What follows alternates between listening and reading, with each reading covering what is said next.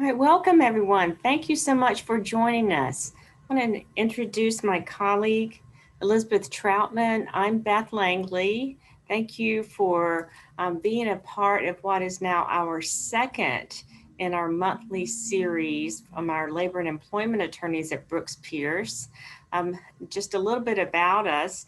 Elizabeth practices in education law and in employment law. And I practice in employment law and business litigation, and we are both litigators.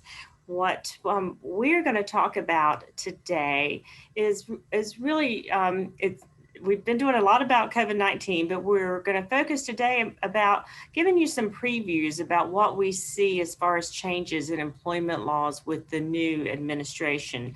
With just some housekeeping items, we're not providing legal advice. We highly recommend that before you take any specific actions on any of these particular topics, that you consult with your labor and employment attorneys. Also, we are continuing our Brooks Pierce COVID-19 updates, and if you, we'll incorporate COVID topics throughout the year in our monthly webinars, but please do continue to check out our website. You can go to www.brookspierce.com, and there's a link to COVID-19, and we're continuing very frequently to provide updates on COVID-related legal issues at the state and federal level. So again, we appreciate your time. I'm going to turn it over to Elizabeth, and Elizabeth's going to take it from here, and we will continue to be interactive. One thing that we want you to be interactive is there's a chat feature, and if you have questions as we go along, feel free to post those questions. If you would, don't put confidential information about yourselves or your company or employees, kind of keep it generic, and we'll try to address those chats as we go along. Thank you so much. And Elizabeth, we're turning it to you. Yeah, I'm so excited to be here too, Beth. And I hope Beth and I are going to have sort of a conversation about some of these big areas in employment law. Because for those of you who've been living under a rock, January 20th, Joe Biden became president and a new administration came into power. And there have been already a lot of changes. And there are also things that we think might happen, but we can't give you firm advice about yet. But we want you to sort of be aware of what may be on the horizon to help you plan both in your HR department and also as you think about fiscal issues moving forward. So we're going to divide this into 5 key areas where we're seeing sort of the most change. First, we're going to look at wage and hour issues. And then we're going to look at discrimination issues and what's going on at the EEOC. Then we'll go over to OSHA, calling it the revitalized OSHA, an agency that a lot of folks didn't hear much from until COVID.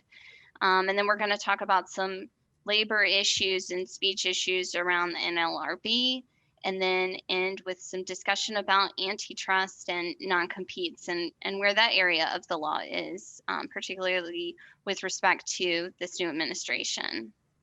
So if you go to the next slide, we'll start with, I've titled this Changes in Wage and Hour Law, and I was sort of thinking about this is kind of like if I started calling myself Beth as opposed to Elizabeth.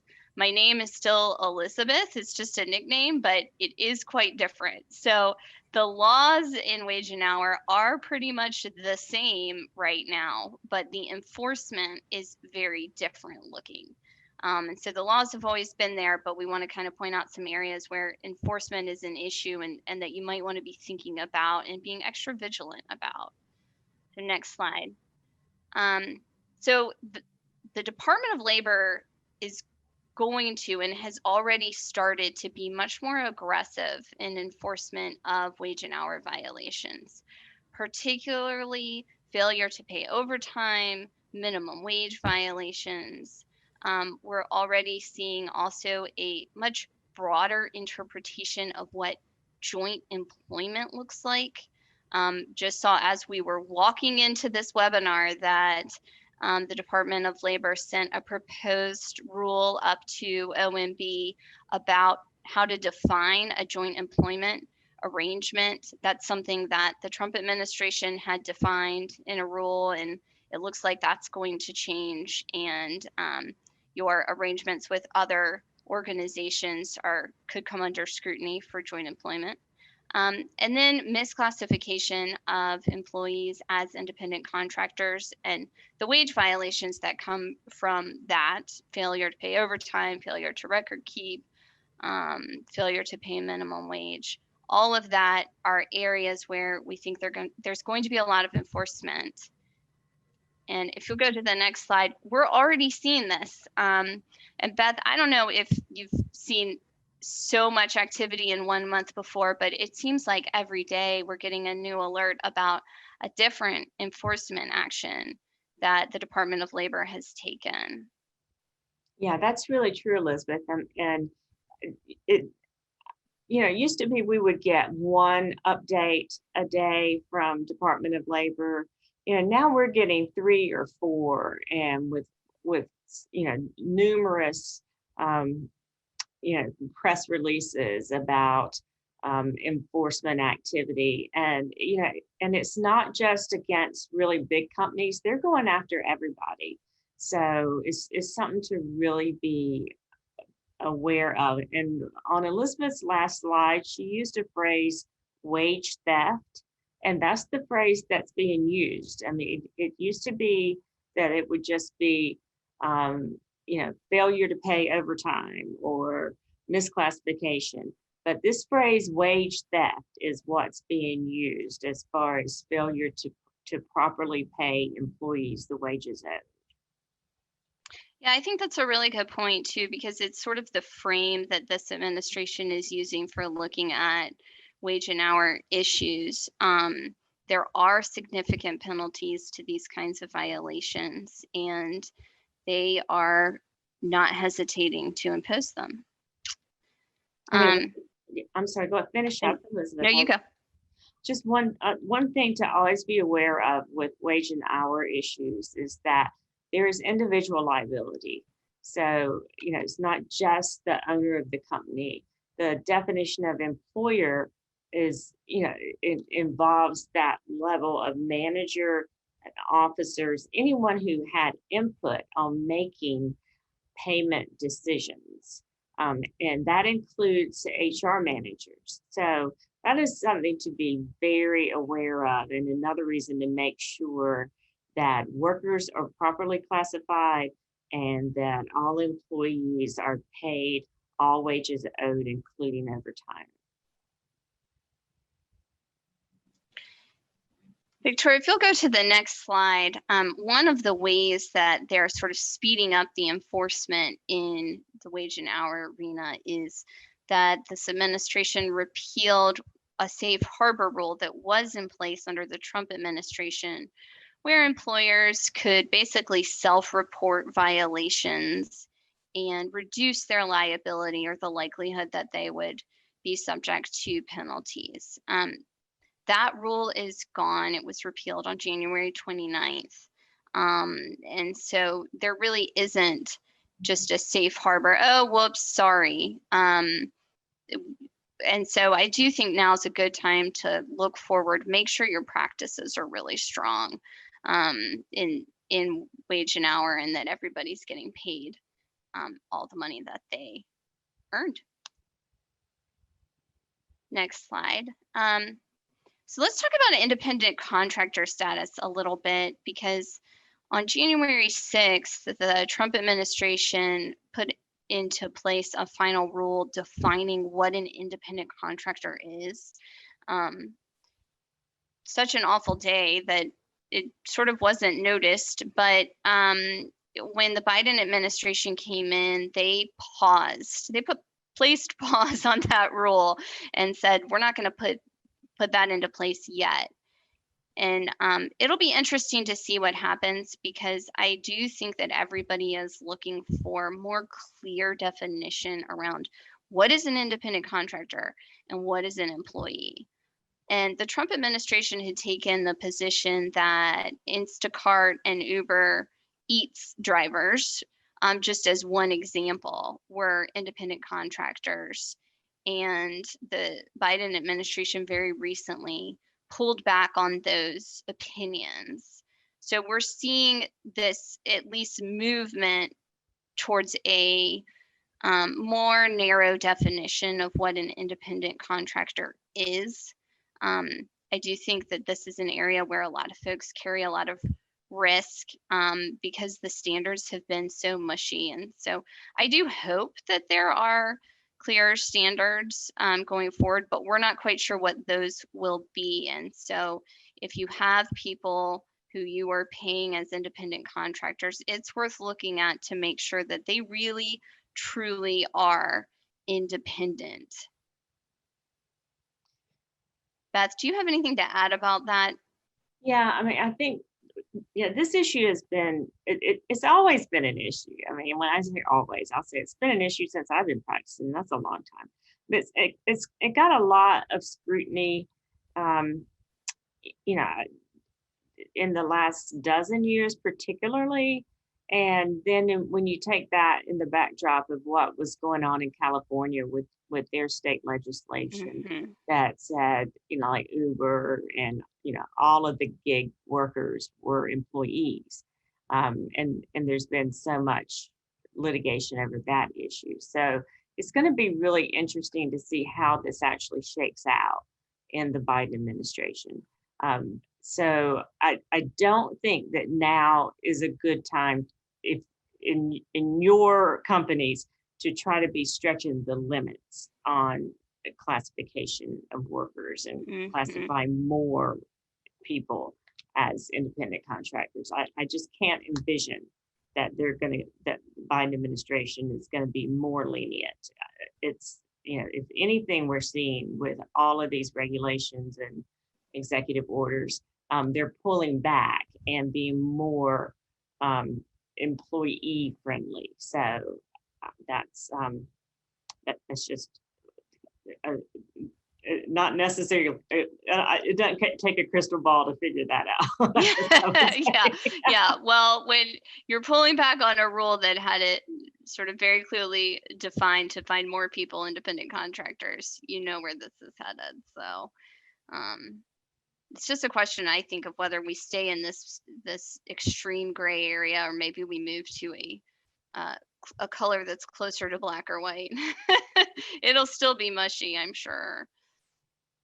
All right, so the next slide here is something that is not going to change probably and has not really changed, but we wanted to remind everybody about this issue of remote work. Because so many people are working remotely now. And the Trump administration did put out some guidance in August about remote work and reminding people that all of the time that an employee works has to be compensated.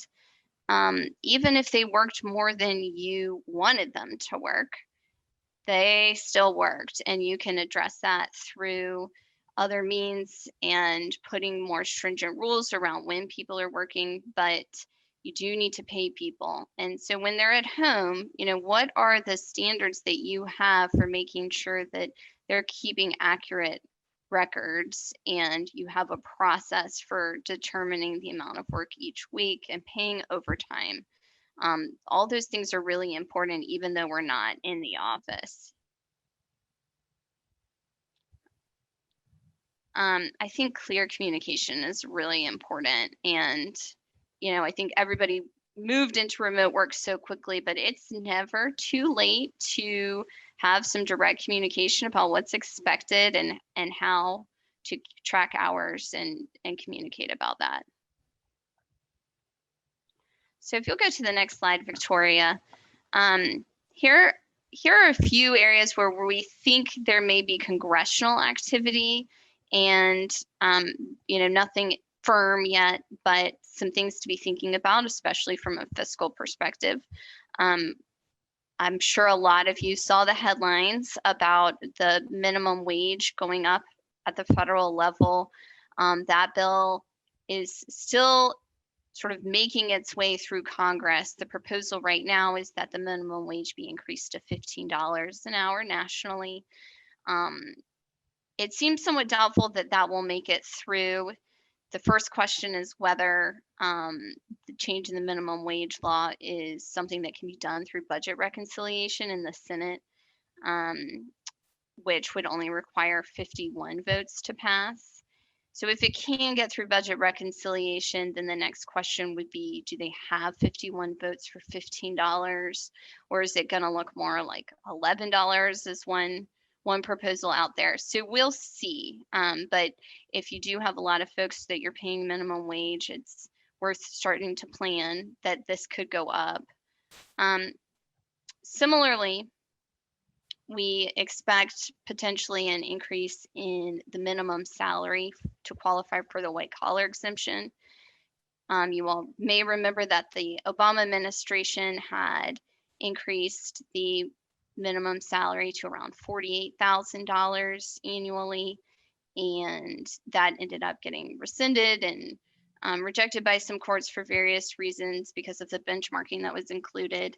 And then the Trump administration came back and they did increase it, but not as much. And so the Biden administration may seek to pump it back up to 48. They may look at benchmarking it, which might require some congressional action as well. We're also hearing rumblings about unemployment benefits being available for people who reject work due to health and safety concerns. That would have sort of a ripple effect, I think, everywhere in terms of, is this person saying that my workplace isn't safe and healthy? That's one issue. Getting people to come to work, another issue. So that hasn't passed yet either, and there's not a pending bill that is at least has any movement to it, but something to watch out for. And then, can I go add ahead, something Beth. on that, Elizabeth? We also don't know what it means. I mean, does it mean that there is a workplace safety issue, or does it mean I don't feel safe, which we ran into, earlier on the state side as to whether, back in the summer. And so there's just a lot of question marks with that. Am I is it just because I'm high risk? What does the vaccine mean for all of this? I mean, we'll just see, but something that could be up. And then paid family leave is something that's been discussed for quite a while and has been listed as a priority. Beth, I think that the fact that we had the Family First Coronavirus Response Act had some paid leave and got employers sort of used to the idea of doing paid leave and set up a mechanism for doing it, sort of lays some groundwork for this to actually go through at some point. Yeah, there will probably be more appetite for paid family leave in some form. We know some states already have this that they run through their state unemployment system. So, there's just stay tuned. I agree with Elizabeth. It wouldn't be surprising if this came through in some form.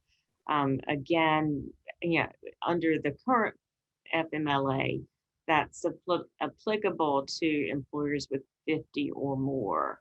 Whereas with what we just went through with COVID, it applied to the small employers as well. So we'll just have to see what happens. All right, next slide. So that's a lot of information. And I think the question then is, what do I do as an HR manager to deal with all this uncertainty?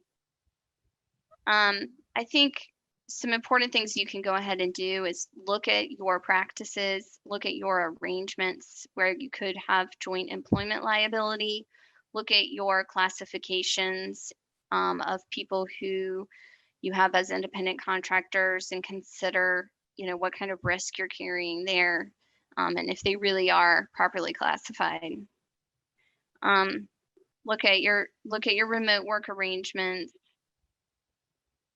and then just plan for the fact that we could see some increased wages here in the future. Victoria, are there any questions before I go on to the next topic? Elizabeth, there are none. Okay. All right, so now let's look at non-discrimination in the EEOC, another big area. Go to the slide about the EEOC. So one reason that the DOL, the Department of Labor, is able to take so many steps so quickly is that they're just a straight up federal agency that where Biden has appointed the folks running it. The EEOC is independent with some staggered terms of the commission.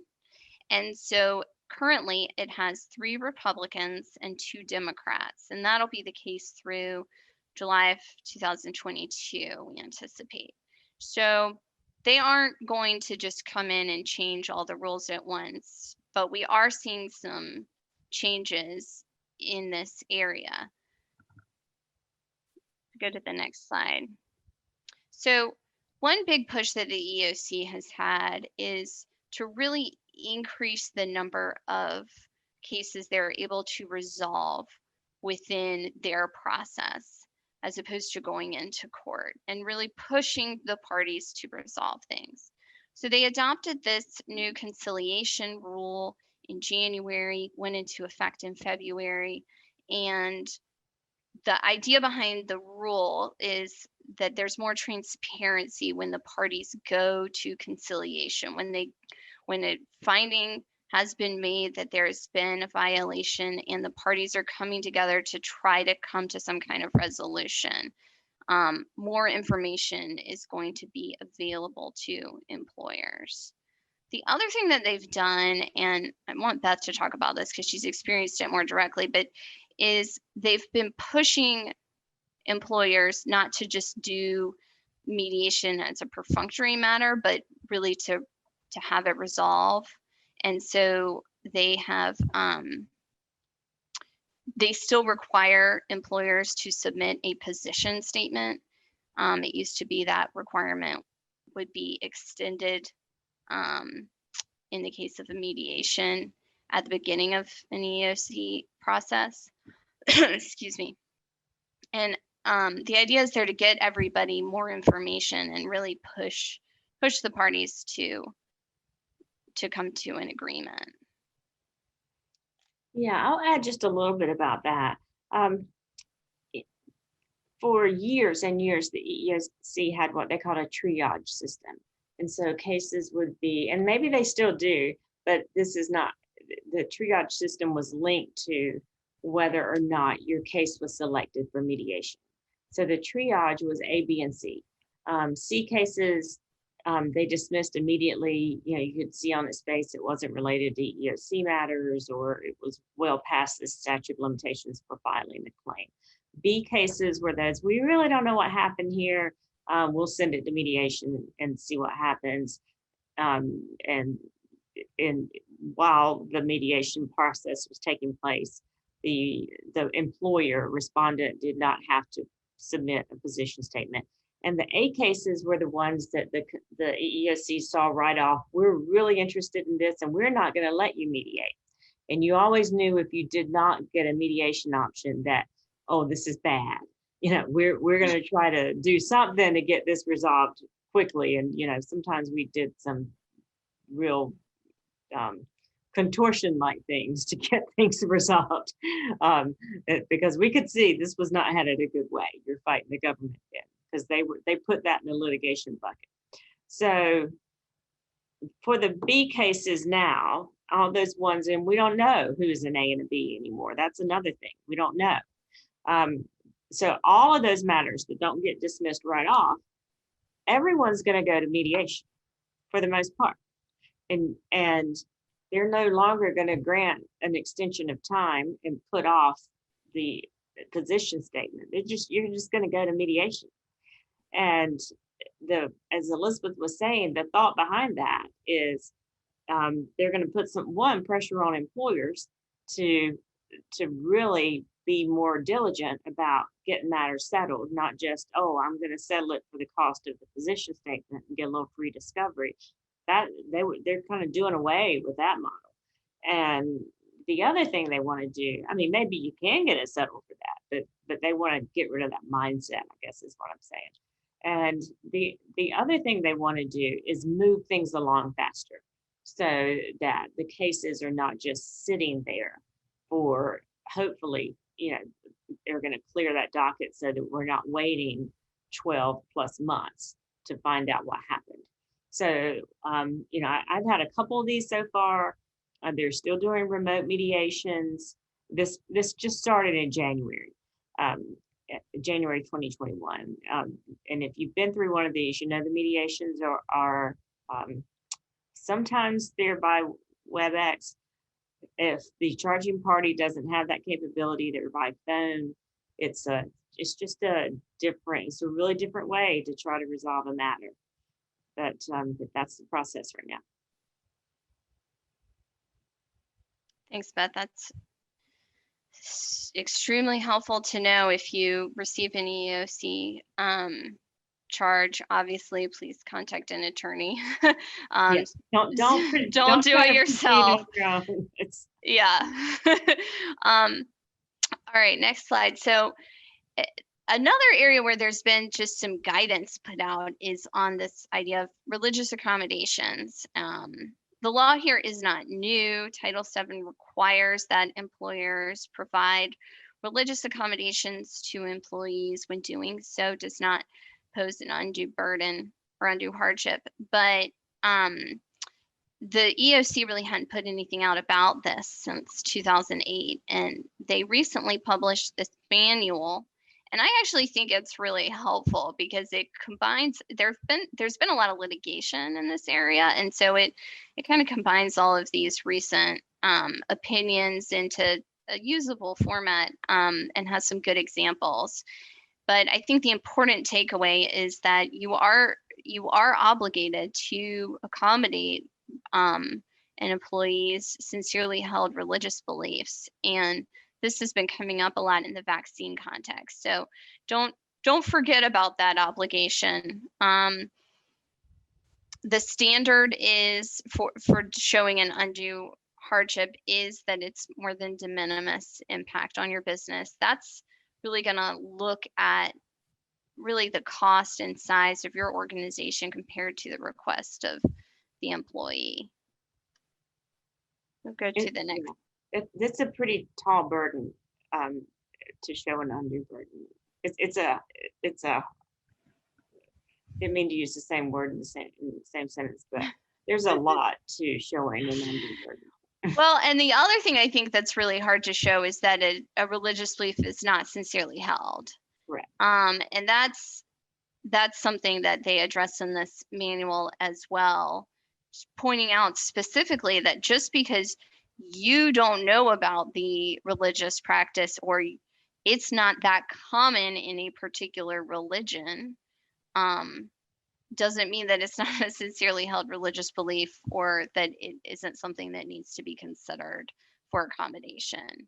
And it's really up to the employee to tell you if it's a sincerely held religious belief. So be very careful, I'd say, about challenging someone's what they say are their religious beliefs. The other thing they talk about here are some exemptions that the Supreme Court has spoken to recently. Religious institutions are exempt from the prohibition on discrimination on the basis of religion, which makes sense, but they are also exempt from other discrimination laws for quote unquote ministers. We've traditionally called that the ministerial exception. And this summer, the Supreme Court really expanded the definition of the ministerial exception to include, in this particular case, it was Catholic school teachers. But they talk about, individuals who are engaged in promoting and practicing and instructing in the religion. So if you are a religious institution, you know, you do want to get some legal advice, because that's a very fact specific inquiry, but just something to flag for you. So go to the next slide.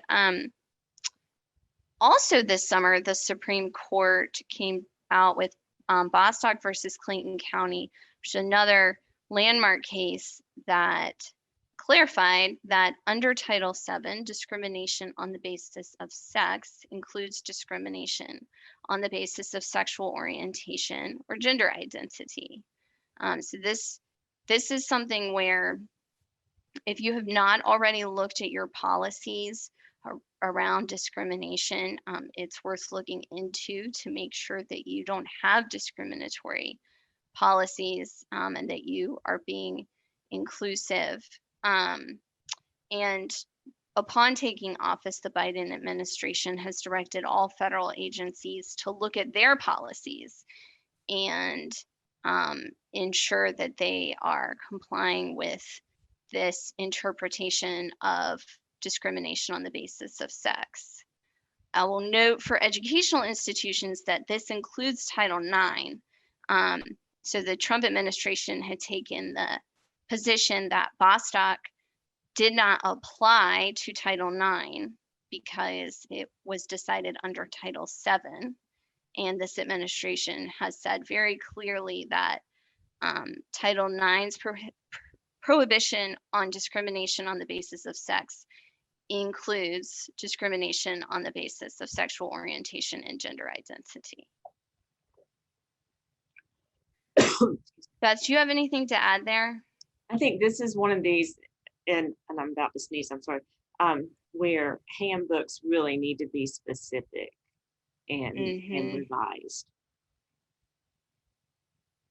Because I think just reliance on leaving the word sex is going to leave a misinterpretation for many. Excuse me. Yeah, I think that's a good point. And you know, if you've written the handbook at a time before Bostock, I think it's easier for someone to make the argument that you haven't properly prohibited discrimination on all bases. So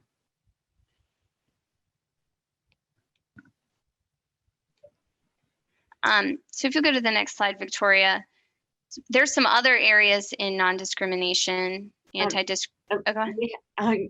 have one question that says, and it's, let me make sure I get the full question.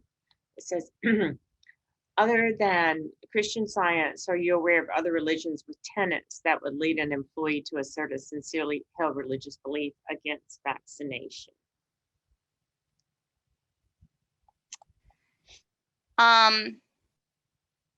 You know, it doesn't have to be a particular denomination or organization to count as a sincerely held religious belief. So I have seen those objections being made in the school context prior to COVID-19 vaccine in a variety of faiths, Christianity included. Yeah, it's not necessarily a mainstream religious context. Right. It's not about identifying the particular religion. It's about identifying the belief of the individual.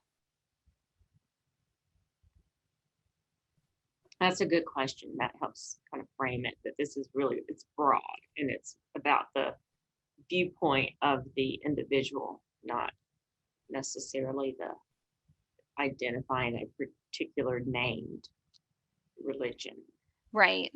And if you, I will give a plug to our prior webinar that James and Tricia did last month about vaccines, because they went into some detail about religious accommodations in the vaccine context, because there's specific things to think about there. And I may ever speak here, but I believe the if you were not able to attend, I think we can get you those materials if you would like. You just reach out to us on that webinar, the January webinar on vaccine. Yes, we have a recording on our website of the previous webinar. Oh, thank you, Victoria. Yeah, we have if you didn't hear that, Victoria said we have a recording of the webinar on vaccinations on our website. Great. So let's move on to just some of the other things that the Biden administration has been doing on anti-discrimination. So one of the first things they did was they revoked this executive order that the Trump administration had put in place that prohibited certain types of diversity training. I know that was a big concern for schools receiving federal money. And so that has just been revoked. So there's no particular limitation on diversity trainings. They've also mandated an increase in gathering data so they can make informed decisions about equity issues. And there's actually a data equity task force that's been identified with people from all these different agencies, and they're going to put together recommendations and steps that the federal government can take. And then we are anticipating that the EEOC may focus in on equal pay issues. There was at one time a part of the EEO1 form that required disclosure of wage equity issues, and we haven't seen that revitalized unless you have, Beth. We've not had any requirement since the 2019 to input the component 2 data for 2017 and 2018. So there's no further requirement yet to provide any further component 2 data. But I do think it's interesting that they have not set a deadline for the EEO1 form. They've said that the portal will open in April, but they have not set a deadline. And, it makes you sort of wonder if there isn't something coming in the next month with some additional requirements. And for schools, the portal's opening in July. All right, so next slide. So again, what does this mean? We've talked about looking at your discrimination policies and your handbooks. I think that's really critical right now. And then, we do anticipate some focus on systemic discrimination. And so just because if you have multiple locations or multiple departments, as most organizations do, it's worth considering the practices across your company and across the organization to ensure that you're not discriminating, because that can sometimes happen in those siloed things, and that might be an area of focus. Beth, anything else you want to say about discrimination? I don't think so, Elizabeth. Okay. Didn't see further questions. All right. So then we'll talk about what I'm calling the revitalized OSHA. If you'll go to the next slide. What is OSHA? So I know a lot of folks didn't really focus in on OSHA prior to COVID. And all of a sudden we were asking ourselves, what is OSHA? It is an older law that's been in place since 1970, and the Occupational Safe and Healthy Health Administration is tasked with enforcing this law, and they have started to become more active. There are also parallel state laws, like, for example, in North Carolina, we have parallel agency and enforcement that pretty much mirrors the federal requirements. They respond to complaints. They respond to fatalities, serious injuries. They can conduct surprise inspections and impose fines. And while there's no private cause of action directly under OSHA, where we see this come up, I think the most frequently is in retaliation kind of claims, where an employee raises a workplace safety concern, and then there's an allegation that the employer retaliated against the employee for raising that concern. And in North Carolina, we have a specific statute on that, RETA, Retaliatory Employment Discrimination Act, that does allow for significant damages and attorney's fees for violations. Yeah, and I'll just add, I'll talk a little bit later about some enhanced whistleblower protections under OSHA at the federal level. So one thing that I think it's important for people to remember, this isn't new, but it's kind of like, let's remember this, that there are reporting and recording requirements under OSHA for fatalities and serious injuries that are, quote, work related. So what that means is if somebody contracts COVID in your workplace or in your workforce, you need to consider whether that occurred at work or whether it was work related that they contracted COVID. And that's one of the reasons it's important to do an analysis when somebody comes up positive, to figure out where they might have gotten it. And I say that to do that at that time, because if it does develop, as we have unfortunately and very devastatingly seen, it turn into something very serious and death for employees at times. If you have done that analysis on the front end, you have a better understanding of, you know, what safety measures you were taking at the time. So next slide. Only thing I'll add is, you know, it was just yesterday I forwarded you an OSHA press release about a citation of an employee or is in a manufacturing facility for violations for a COVID death because they didn't take those precautions. Yep. Didn't do all of the contact tracing and those sorts of things.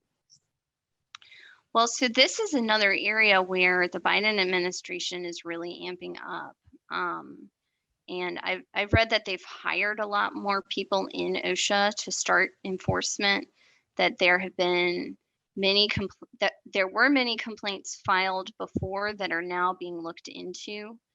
And so in the example, Beth, from yesterday, the violations occurred in August of 2020, but you know, they hadn't required masks, they weren't requiring social distancing, and then an employee died, and you know, it's pretty hard to show that that wasn't work related. They had 6 people test positive on that in that work site. So these guidelines from OSHA were important before, they're important now, and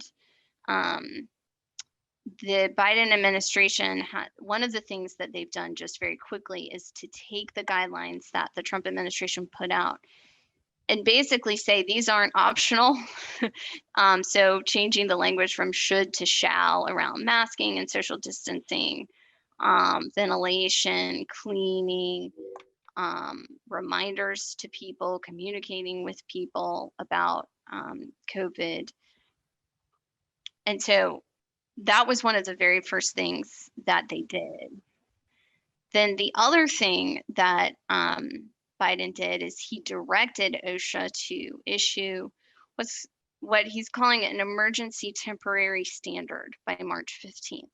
So that's going to be soon. And the distinction between the guidelines and the emergency temporary standard is that the ETS would have much more weight. So the guidelines are just saying, this is part of your general duty to provide a safe and healthy work environment. The ETS would be you have to comply with this standard.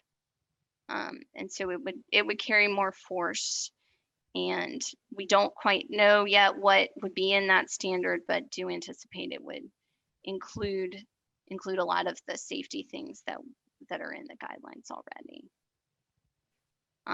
He's directed OSHA to review and revise enforcement efforts. The focus is both on COVID safety and anti-retaliation. And then they have reminded us several times to communicate in all languages that your employees speak about safety measures and also their rights. So all of that's part of the executive order that Biden issued right when he took office. If you'll go to the next slide, and I can go through this pretty quickly. This is on January 29th. He just issued these guidelines, which are very similar to what the guidelines were before. They're just a little bit stronger language.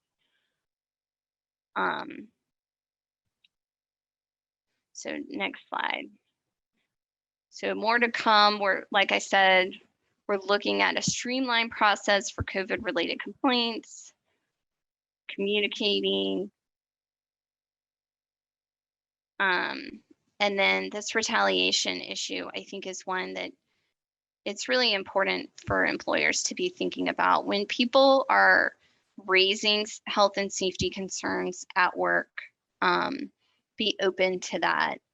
Consider the possibility that there's something you can do to make the workplace safer, and certainly don't retaliate. So last slide here, what does a revitalized OSHA mean? You know, follow the COVID protocols, implement them, realize they are changing frequently, and so you've just got to stay on top of that. Again, communicate and be open. So, and Beth, do you have anything to add to this? I know we're going to go right into sort of some of these retaliation concerns about that are associated with organizing as well.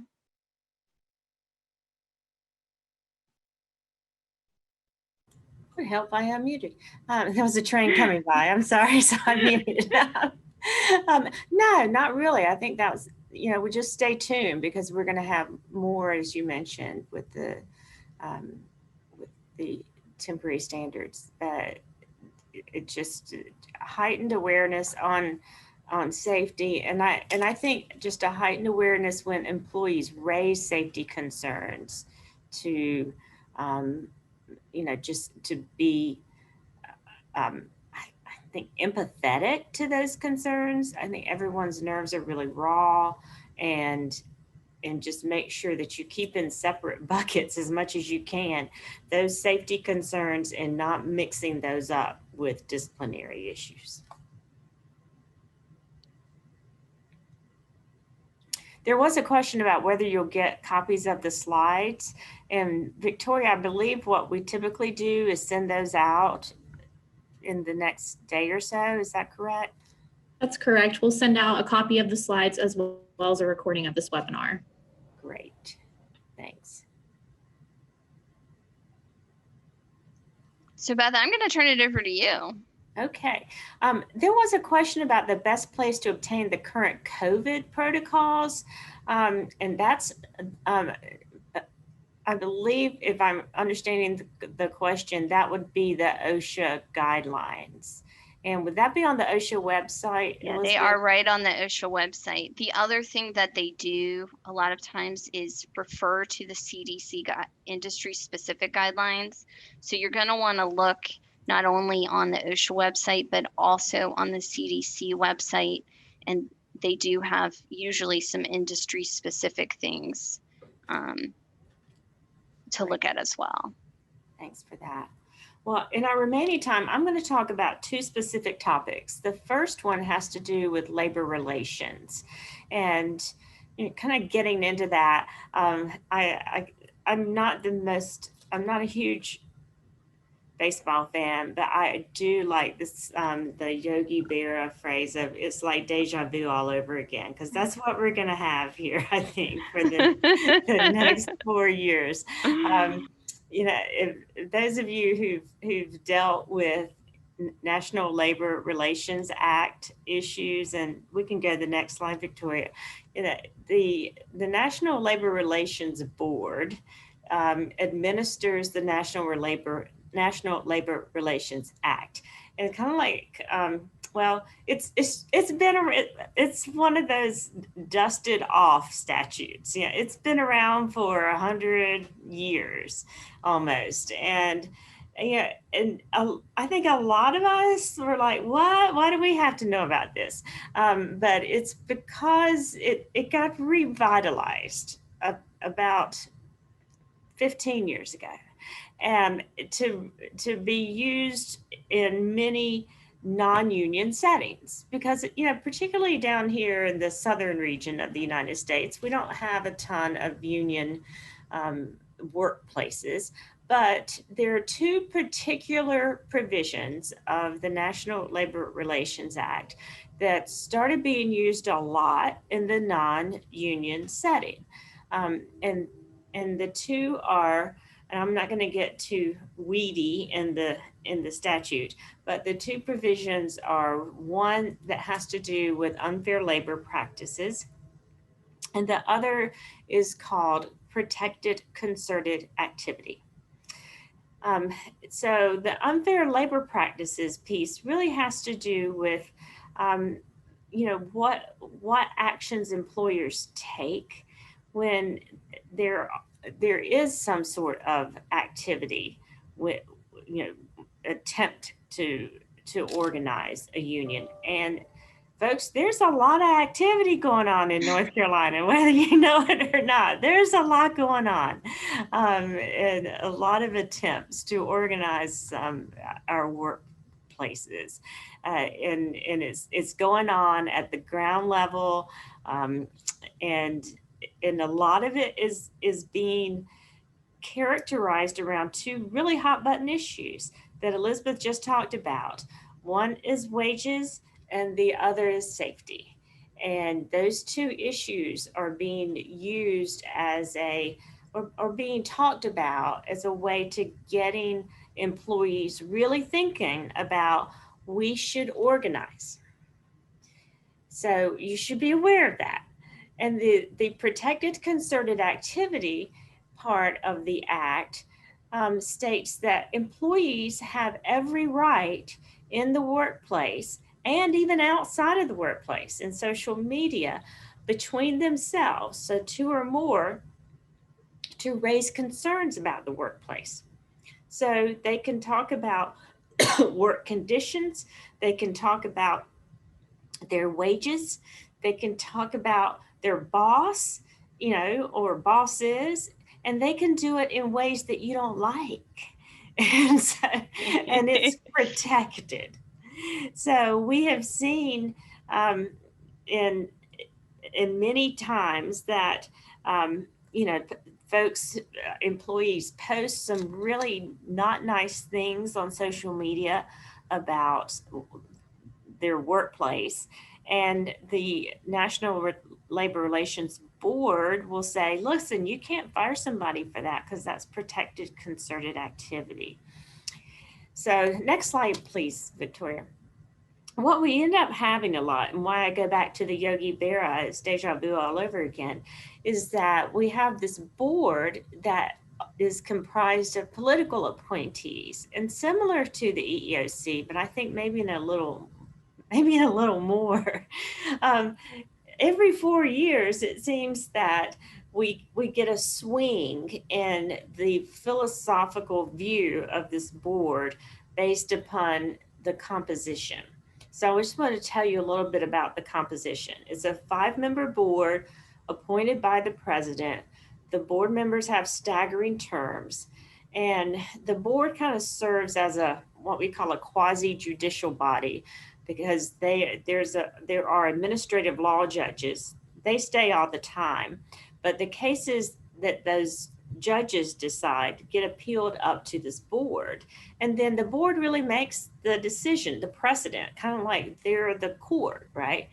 And then there's another official called the general counsel who issues the guidance, and that individual is also appointed by the president.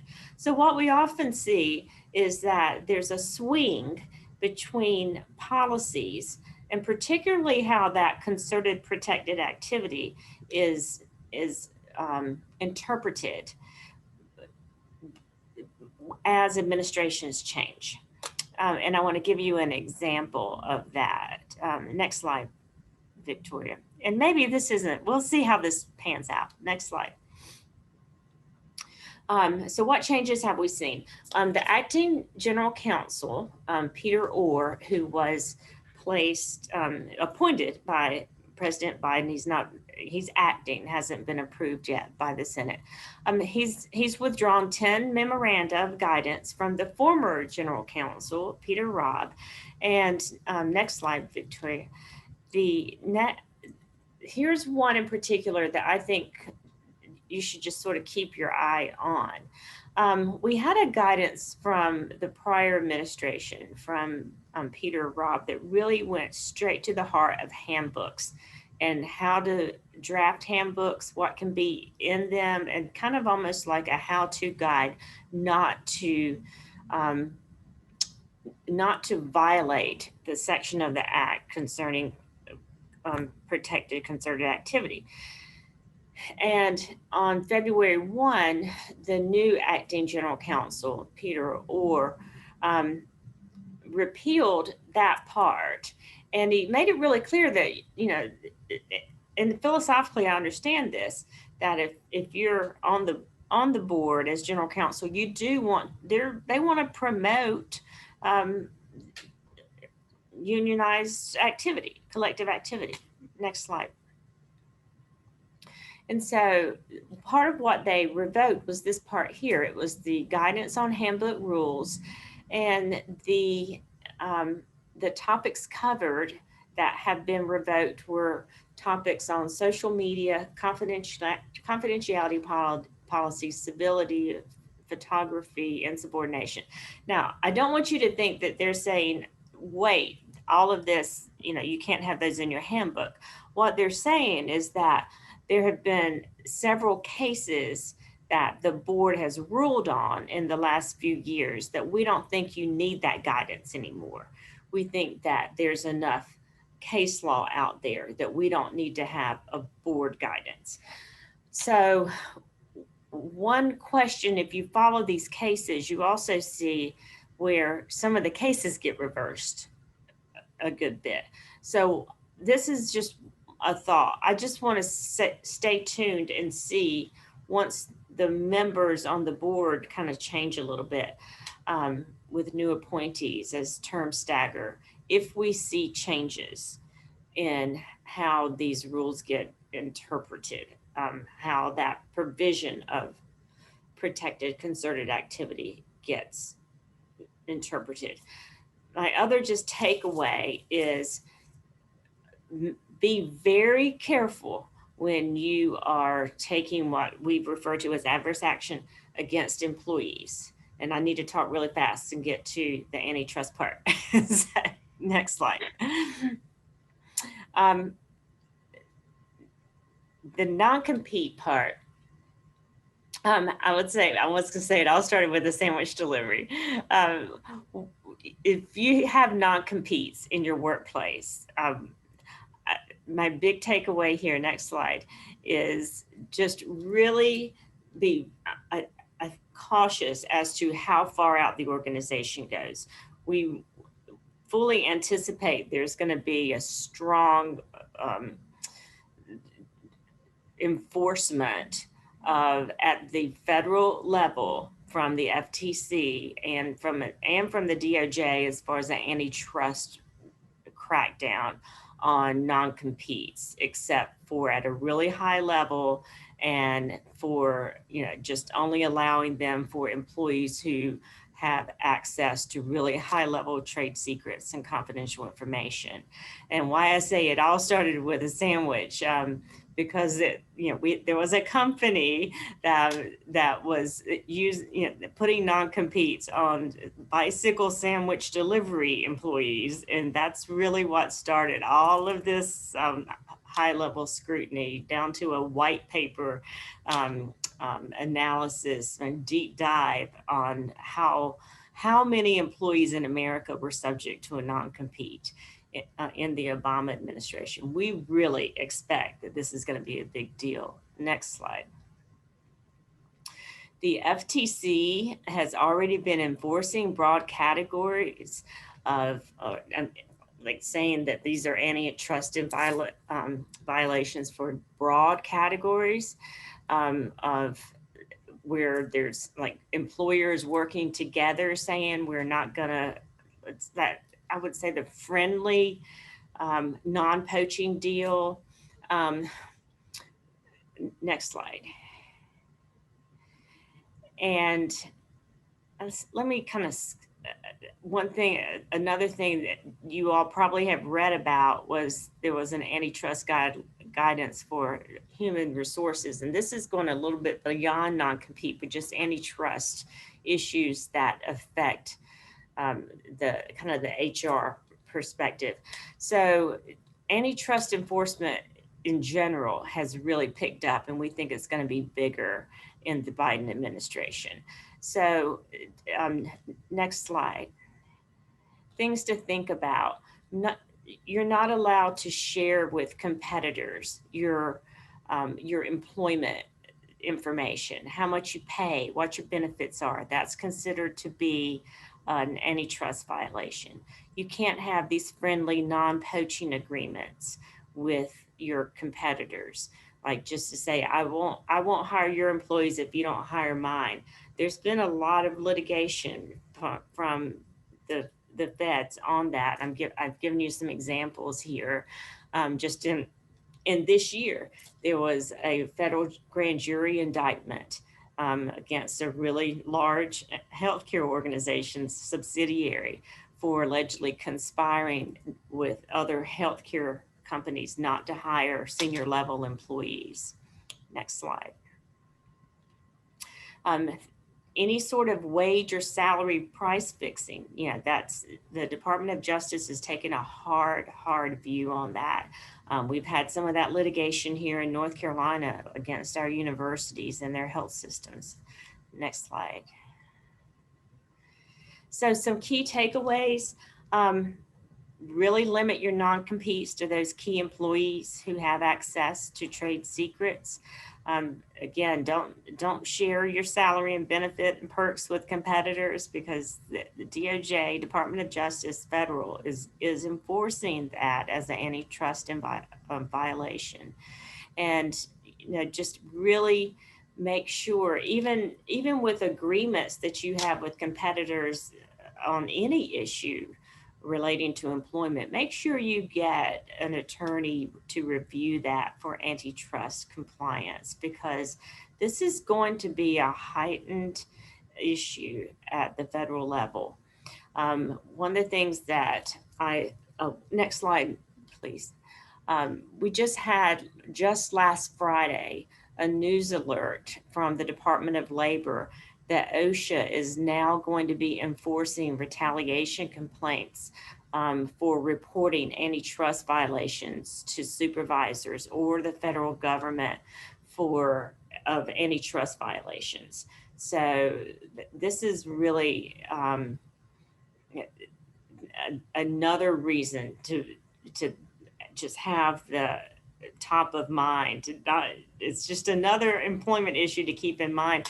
And OSHA's also, as Elizabeth was talking about, retaliation claims, has opened up another area of investigating whistleblower claims of safety issues. So retaliation claims are going to be on the rise. There's no doubt about that, from a variety of reasons, or for a variety of reasons. Well, and I'll just add, going back to the NLRB issues, I think it can often be very tempting to take some kind of disciplinary action with respect to social media posts. And it is pretty easy to construe that as retaliatory in some way, depending on what the post says. But, if they're talking about you, the company, then it being construed as a safety concern, a health concern, a protected activity. I mean, there's so many different categories that you really need to be careful about that. Yeah, there's been a ton of litigation on that. And NLRB charges are just, they're delicate to handle. So just another word of caution. There's not an administrative agency that that companies should be handling. I wouldn't if it was my company, I wouldn't want to be handling on my own. Call an attorney to get through that one.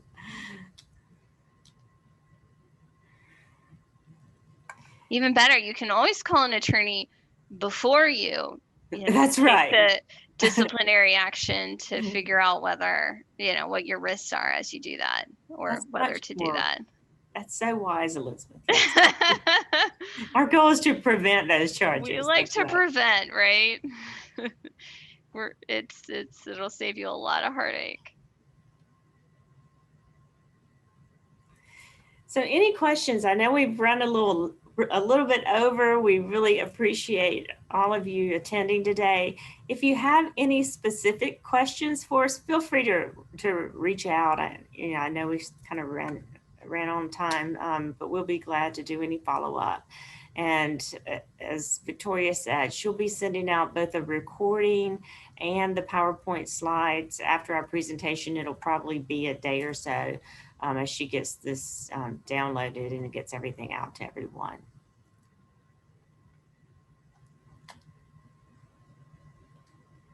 Thank you all for joining us today. If there are no more questions, we will end the webinar. Thanks, everybody. Thank you all.